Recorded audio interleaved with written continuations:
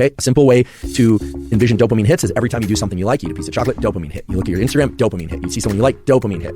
You know, all these things described as dopamine hits neglect the fact that if you scroll social media and you see something you really like, dopamine hit. Sure, there's an increase in dopamine. But then you get to something else and you go, not that interesting. However, had you arrived at that second thing first, you might think that it was really interesting.